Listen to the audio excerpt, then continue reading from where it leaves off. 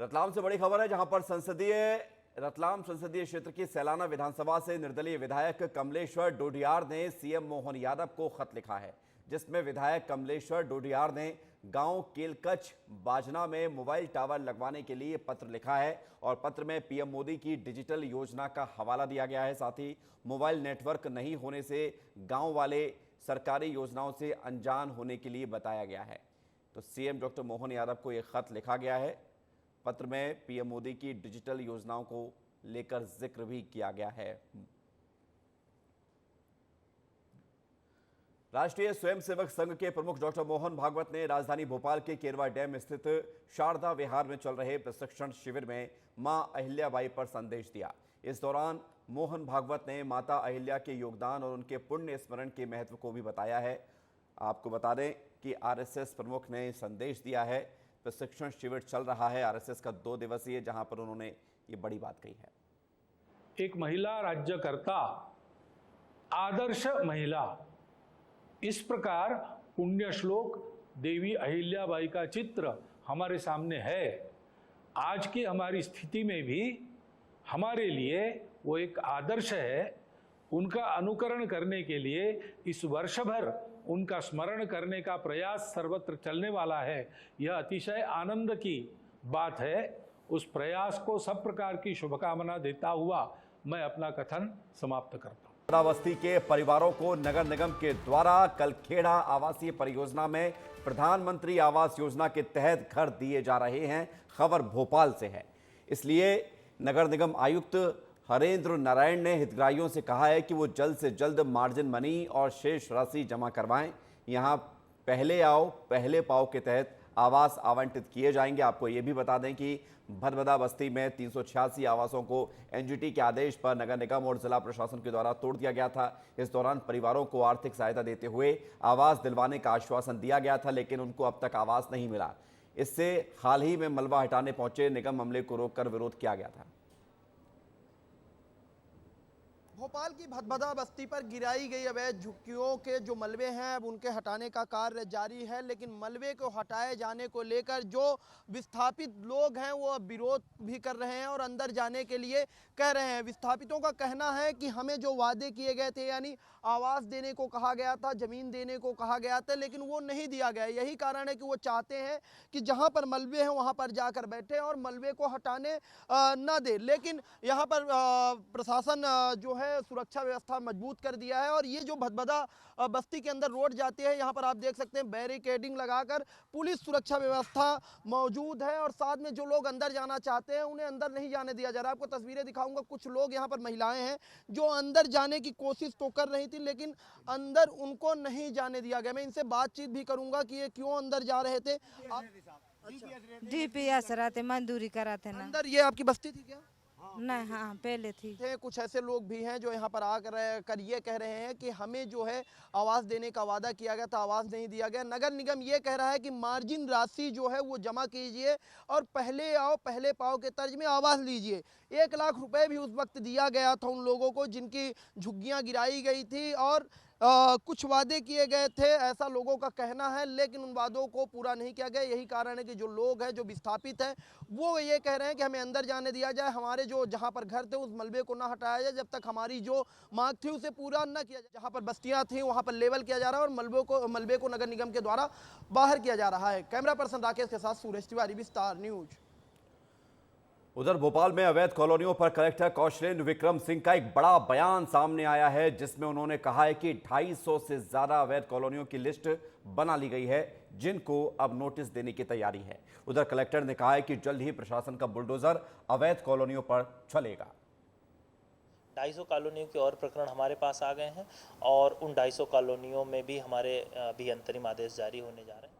जो लोग परमिशन के लिए अप्लाई कर रहे हैं उनको भटकना ना पड़े और उनकी परमिशन बहुत स्मूथ और बहुत फास्ट और बहुत जल्दी हो जाए, क्योंकि अवैध कॉलोनी के 2 ही रीज़न है। एक तो लोग गलत तरीके से काटते हैं कि और फिर जो वहाँ ख़रीदता है उसे तकलीफ होती है, और दूसरा कई बार अगर परमिशन में थोड़ी बहुत डिले होती तो भी आदमी सोचता है कौन परेशान हो, तो उसको भी कोशिश कर रहे हैं कि वो जल्दी केस हो। तो इन दोनों फ्रंट पर हम लोग काम कर रहे हैं। ग्वालियर से खबर है, जहां पर विस्तार न्यूज की खबर का असर देखने को मिल रहा है। यहां पर 1 साल से बंद पड़े करोड़ों रुपए के ईवी चार्जिंग स्टेशन शुरू किए जा रहे हैं। विस्तार न्यूज ने इस खबर को दिखाया था। 1 साल से ईवी चार्जिंग स्टेशन बंद हुए थे, यहां पर काम नहीं हो रहा था। इस खबर को विस्तार न्यूज ने जब दिखाया तो इसका असर हुआ और अब एक बार फिर से ईवी चार्जिंग स्टेशन को शुरू करने की बात कही जा रही है। 1-2 दिन बाद आम लोगों के लिए ये चार्जिंग स्टेशन शुरू हो जाएंगे ताकि लोग कार और अपनी मोटरसाइकिल को चार्ज कर सकें। ईवी चार्जिंग स्टेशन बंद पड़ा हुआ था, जिसके बाद अब खबर दिखाए जाने के साथ ही इसको दोबारा से शुरू करने की बात कही जा रही है। ग्वालियर में एक बार फिर विस्तार न्यूज की खबर का बड़ा असर देखने को मिला है। आप देख सकते हैं कि जिस तरीके से पिछले कई महीनों से बंद पड़े ईवी चार्जिंग स्टेशन सुचारू रूप से चालू कर दिए हैं। जिस तरीके से विस्तार न्यूज ने इस खबर को प्रमुखता से दिखाया था, क्योंकि पिछले कई महीनों से यह करोड़ों रुपए की लागत से बने शहर में 5 ईवी स्टेशन बंद पड़े थे और लगभग कबाड़ हो चुके थे। लेकिन विस्तार न्यूज की खबर के बाद नगर निगम के अधिकारी हरकत में आए और उन्होंने इन शहर के 5 ईवी स्टेशनों को चालू कर दिया। आप देख सकते हैं कि यहाँ पर जो बिजली का कनेक्शन नहीं था वह भी बिजली का कनेक्शन हो गया है। इसके साथ ही जो मशीनरी बंद पड़ी थी उसको भी पूरी तरह से चालू कर दिया गया। और सबसे खास बात यह है कि नगर निगम ने इसकी टेस्टिंग भी कर दी है, मतलब पूरी तरीके से ये अब चालू है। बस 1-2 दिन के बाद यह आम लोगों के लिए खोला जाएगा। जिनके पास इलेक्ट्रिक व्हीकल्स वाहन है वो अब आसानी से यहाँ पर चार्ज कर सकेंगे, क्योंकि जिस तरीके से ग्वालियर शहर में 5 ईवी स्टेशन बनाए गए थे और पांचों के पांचों बंद पड़े थे, लेकिन विस्तार न्यूज ने इस खबर को प्रमुखता से दिखाया और उसके बाद नगर निगम के अधिकारियों ने शहर के सभी 5 ईवी स्टेशनों को शुरू करने के लिए कवायद शुरू कर दी है। आप देख सकते हैं कि ये ईवी चार्जिंग स्टेशन पूरी तरह से चालू हो गया है, इसकी टेस्टिंग हो चुकी है। बस कुछ दिनों बाद ही यह आम लोगों के लिए खोल दिया जाएगा। कैमरामैन संजय चंदेल के साथ अनिल गौर, विस्तार न्यूज। नरसिंहपुर जिले की करेली नगर पालिका में प्रशासन ने ताबड़तोड़ कार्रवाई करते हुए यहां पर अतिक्रमण हटाया है, जिसके चलते परिक्षेत्र में आने वाले ब्रिज के नीचे जो भी अतिक्रमण था उस पर कार्रवाई की गई है और उसे हटाया गया है। आगे भी ये कार्रवाई जारी रहेगी। जैसा कि हमारे जिले में नरसिंहपुर में कल अतिक्रमण हटाने की कार्रवाई की गई थी, उसी प्रकार आदरणीय कलेक्टर महोदय के निर्देशन में नगरपालिका करेली में भी आज बरमान चौराहे एवं नरसिंह घाट के सामने जो फ्लाईओवर के नीचे अतिक्रमण किया गया था लोगों द्वारा, उसको हटाया गया है आज, और हमारा ये अभियान यथावत आगे भी चलता रहेगा। खंडवा जिले के इंदिरा सागर बांध के नगर बेड़ा आइलैंड, जहां पर पर्यटन निगम ने 2018 में करोड़ों रुपए खर्च कर बोट क्लब का निर्माण किया था, लेकिन आज तक इस बोट क्लब में किसी प्रकार के कोई पर्यटक नहीं पहुंचे हैं।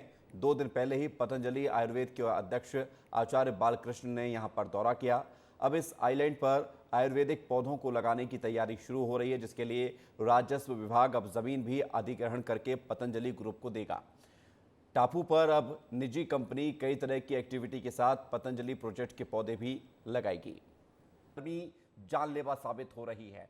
लगातार बढ़ रही गर्मी से लोग परेशान हैं। राजस्थान की तरफ से लगातार आ रही गर्म हवाओं से मध्य प्रदेश हो या छत्तीसगढ़, इसका असर पड़ रहा है। गर्मी ज़्यादा बढ़ती जा रही है। नौतपा के 6वें दिन गुरुवार को प्रदेश में सबसे ज़्यादा 48.2 डिग्री सेल्सियस तापमान सीधी में दर्ज किया गया।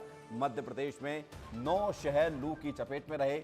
19 शहरों में दिन का तापमान 44 से 48.2 डिग्री सेल्सियस के बीच रहा। हालांकि हवाओं के साथ नमी आने के कारण प्रदेश के दक्षिणी भाग में गुरुवार से तापमान में गिरावट भी हुई है और जिसके चलते दक्षिणी भाग के शहरों में लू से राहत बनी हुई है। तो बड़ी खबर आपको बता रहे हैं और इस बड़ी खबर में आप ये जानेंगे कि क्या हाल है गर्मी का, क्योंकि लगातार गर्मी के तीखे तेवर अब जानलेवा साबित हो रहे हैं। और सबसे बड़ी बात यह है कि ये जो गर्मी का असर है इसका कहर देखने को मिल रहा है। लोगों की जान भी जा रही है। मध्य प्रदेश में भी कई लोगों की जान जा चुकी है। उधर बिहार में तो हालत और ज़्यादा ख़राब है, 30 लोगों की मौत हो गई।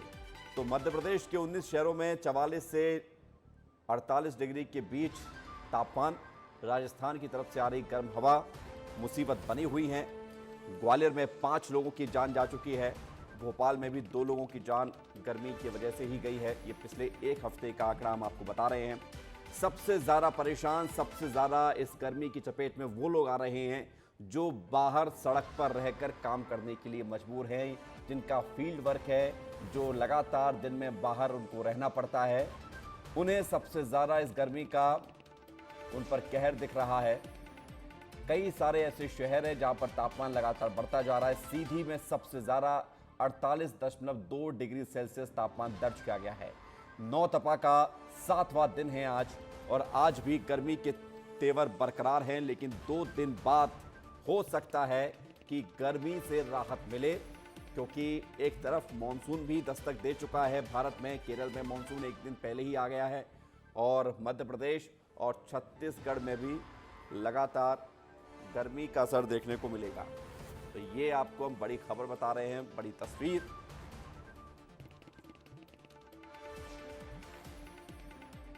और मध्य प्रदेश में गर्मी से क्या स्थिति है जरा जानने की कोशिश करते हैं। हमारे साथ सूरज तिवारी जुड़ गए हैं राजधानी भोपाल से सीधे, अनिल गौर हमारे साथ जुड़ रहे हैं ग्वालियर से, पुनीत विजयवर्गीय हमारे साथ जुड़ रहे हैं इंदौर से।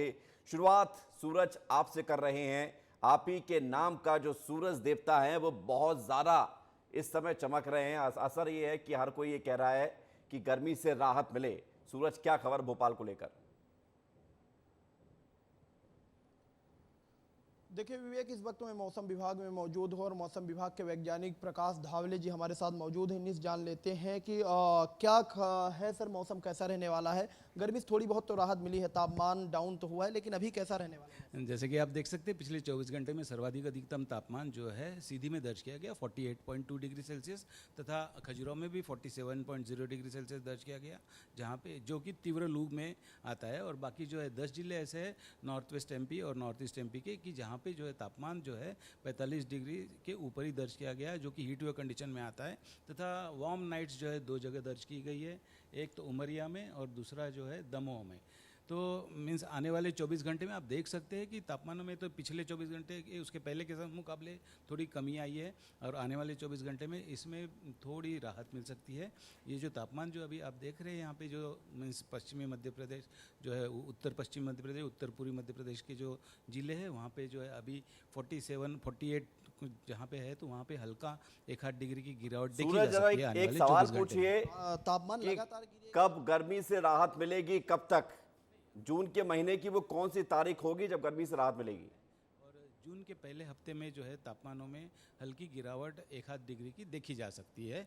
और जैसे कि अभी आप आने वाले 24 घंटे में आप देख सकते हैं कि हमने यहाँ पे जो है मैप में कि फिर भी लू की अलर्ट मीन्स लू का जो अलर्ट येलो अलर्ट है वो दिया गया है, जिसमें हाँ जून जो है अभी ये जून के महीने में हल्की गर्मी से राहत मिलेगी, लेकिन ये हीट वेव का अलर्ट है 31 तारीख के लिए, जो कि ग्वालियर चंबल संभाग और रीवा और सागर संभाग के कुछ जिले कवर कर रहा है। अब ये जैसे 2 तारीख का है यहाँ पे, हाँ 2 जून का मैप है, तो यहाँ पे जो है लू का जो असर कम हो गया है, जैसे कि जिसमें कि 45 डिग्री के नीचे तापमान आने की पूरी संभावना जताई गई है। सर, मानसून भी केरल में दस्तक दे चुका है, मानसून कब तक यहाँ आएगा? और मानसून सीजन की बात करें तो कैसा रहने वाला? जैसे कि केरल में एक दिन पहले ही दस्तक दे दी, जैसे हमने 31 तारीख को बताया था, तो कल 30 तारीख को ही मानसून जो केरल में आ गया है। और ऐसे ही अगर मानसून का फेवरेबल मूवमेंट रहा तो अपने मानसून का भोपाल में ऑनसेट का तारीख 20 जून का है, तो उसके आसपास ही मानसून जो है